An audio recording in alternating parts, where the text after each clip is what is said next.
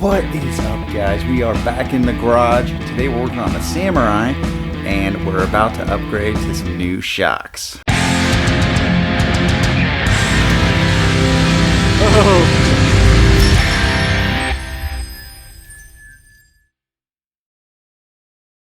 So we did the rears up front on the Samurai, and it's been great. The ride, way better. The articulation, awesome. And the wheelbase is really great to have because it kind of helps us get up those obstacles or, have a little bit more stable platform when we're going down. But everything has pros and cons. One of the things that having such a flexible spring up front that sucks is this ride, although it's great on the road, it's a little bit too soft off-road and it's a little bouncy up front. So there's really two different things we can do. One, we can put another leaf in there, but it's kind of weird because we already put 2 extra leaves in these rear pack that are up front. It's still not enough to counter the weight of the engine, this heavy bumper, this winch. So that's still an option we can do, but what we're going to do today is put some new longer shocks up front that have a reservoir on them. Really just give us a lot more travel for the shocks because we basically maxed out the last ones we had. And these shocks are also at higher valving, so they should be a little bit stiffer,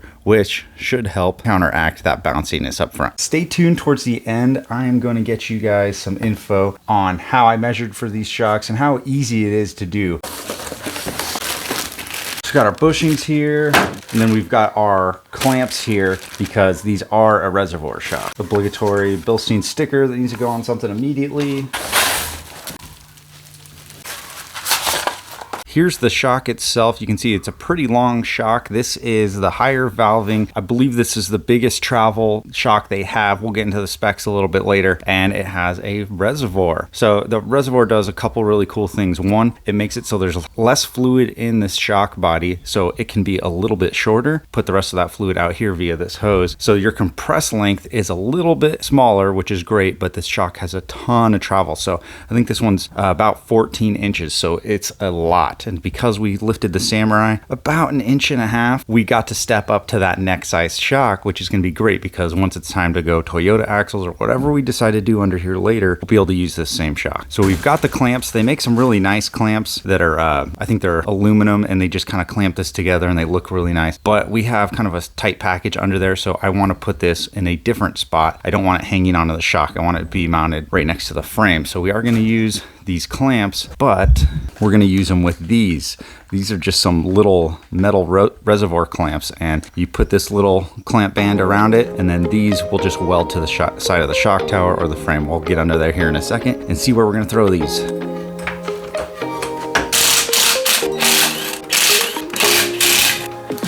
First thing to do, find out where we want to put our reservoir. I'm thinking we're just going to put it on the side of the shock tower right here, but I'm going to line everything up first and make sure that's not going to be a problem interfering with anything else.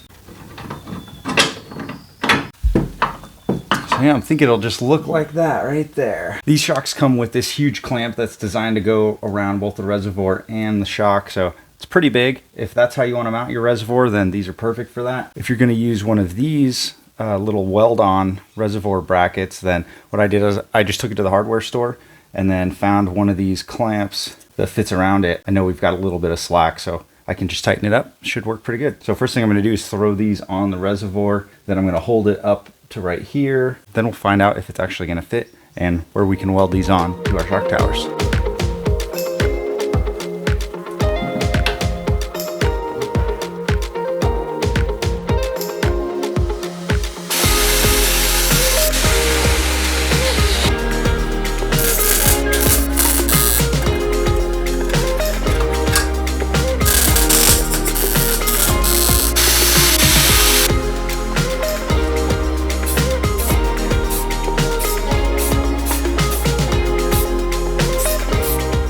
So that's pretty much it for the passenger side. Now we just need to wait for that paint to dry, throw the reservoir back up there, and go take it for a test drive, which should be a noticeable difference. Before we do any more, we've got to get that driver's side done. So we're gonna do the same thing. Let's get started on that.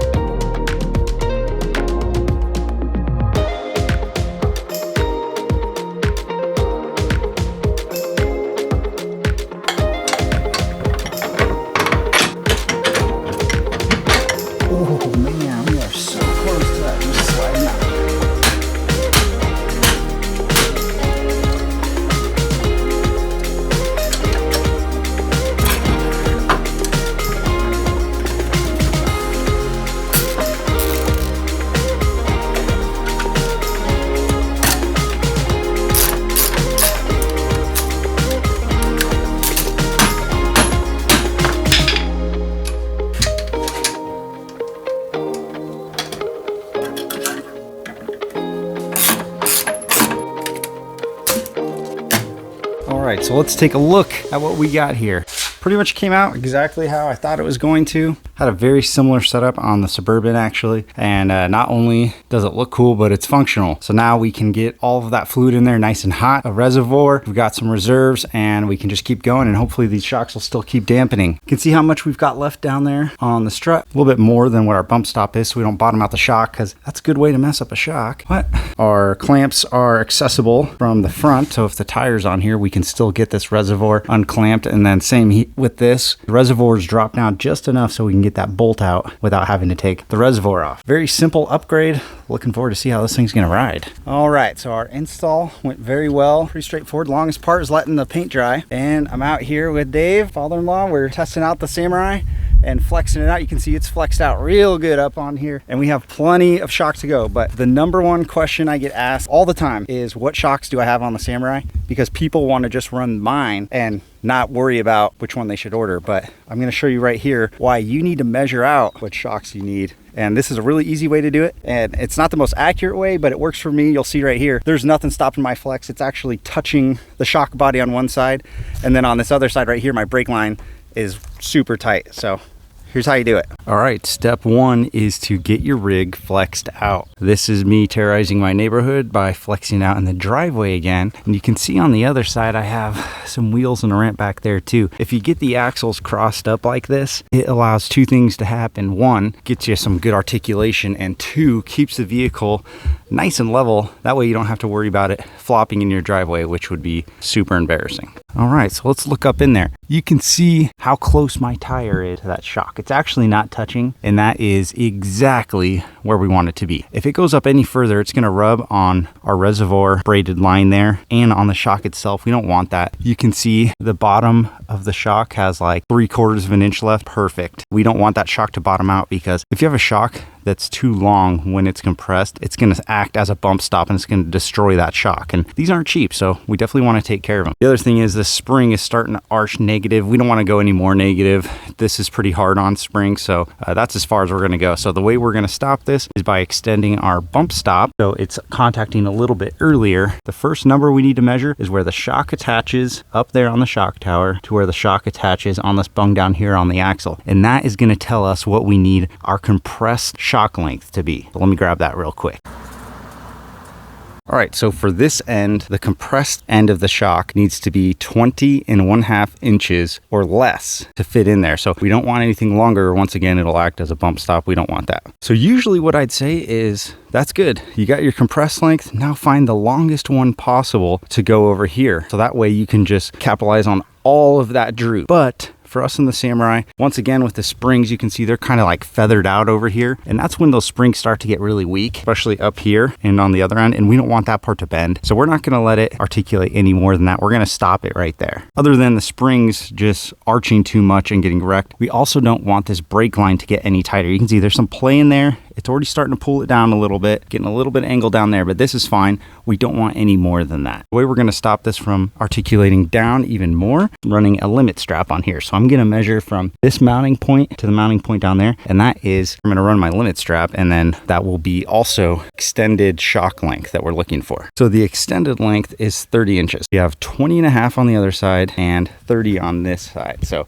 roughly 10 inches of travel. That's pretty good. We can definitely articulate lower over here and maybe a little bit higher over there and use everything out of these shocks, but this is fine. This is some pretty good flex. I think that could keep us out of trouble on the rocks. All right, now that we've got our numbers for the Samurai, I'm going to show you guys a website I like to use that will help you put those numbers to use and help you find a shock that's going to work for you.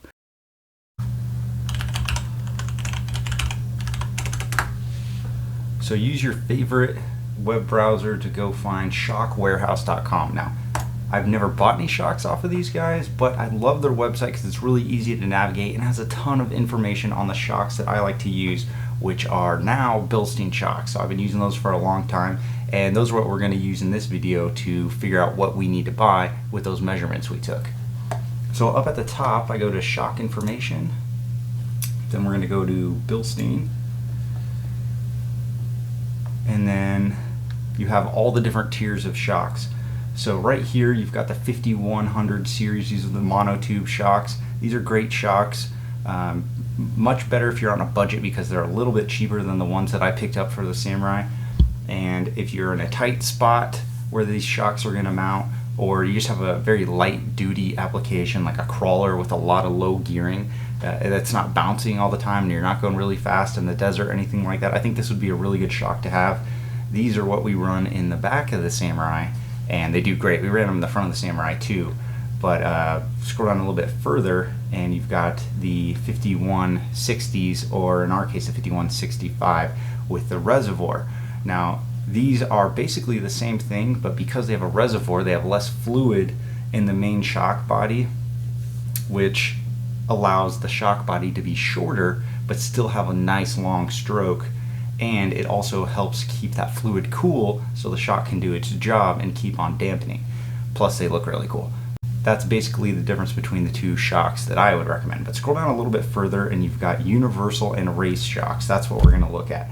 And the reason why we're going universal is because most of us in our applications have something that's pretty custom. When you go to these websites and you're searching for shocks, they'll say, what type of truck do you have? How much lift is on it? Boom, here's the shock you should use. But for us, that doesn't really work. With the Samurai, we did a spring over, and then we did long perches on top, and now we've got missing links, and then we've got longer springs in front. So our application is completely custom. We can't just say, oh, we have a Suzuki Samurai with about 7 inches of lift. What shock should we get?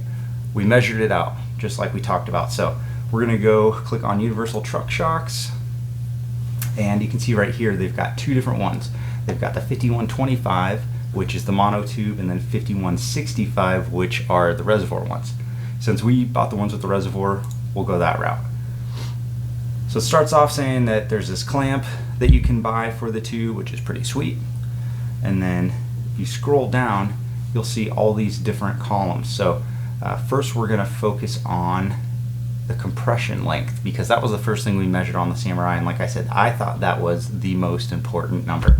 So we're going to be looking for something that was 20 and a half was the compressed length, I believe. So if we scroll down, that's a pretty big shock. It's all the way down on the bottom, and we've got something that's very close to that right down here. I don't think these numbers are exactly on, because I had 20 and a half and I still had 3/4 of an inch to compress, so it's definitely smaller than that. It's probably closer to just 20 inches. But anyways, for our application, these ending 755 and 762 are a 14-inch travel shock. So that's a huge shock, and the extended length is almost 35 inches. So that is right in our range for what we would need for a shock. If you go up a little bit, the next one up is 18, which is like about an inch too much strut showing. If we were to go with those, it'd be compressed, and then on the end, that one would work. So this shock actually looks like it would fit a little bit better, but it does have about an inch less of overall travel. So because I'm trying to plan for future applications, doing an axle swap, going even bigger, I decided to go with the next ones up. And even though we're not using all 14 inches, we could if we wanted to. We just have to change a lot of stuff around it. I don't really think we need to. So the last part of this is the valving. That's this column right here, and you can see there's all these different numbers. What does this mean? Basically, the easy way to think about it is the lower these numbers, the softer the shock is. So if you have a very light vehicle like a Samurai, I would go with these 170/60s. But even on the Samurai in the front, like we were talking about, that is just too soft. It was bouncing around a lot. So we stepped up to the 255/70s, and these are perfect. They work out just great. So as you can see, it's really easy to figure out what shock you need once you get to this page. And you know, when you're talking about smaller and smaller spaces for compressed length, your valve body on that shock can only extend, you know, twice of what's in there basically. So when I'm mounting up shocks, I try to get my compressed length really, really big. That way I can fit the biggest shock in there so I can have the most travel. All right, guys, that's pretty much it. Hopefully that made sense to everybody, and hopefully you're gonna find a shock that fits your application perfectly and not just use the ones that I used, even though these are like the biggest shocks that they make, and these ones are awesome. So once your Samurai gets to be about this size, great shock for you to use, but it might not fit. So make sure you measure yours up, find one that fits yours. Thanks for watching, guys. If you have any more questions, just put them down in the comments. See you guys next time.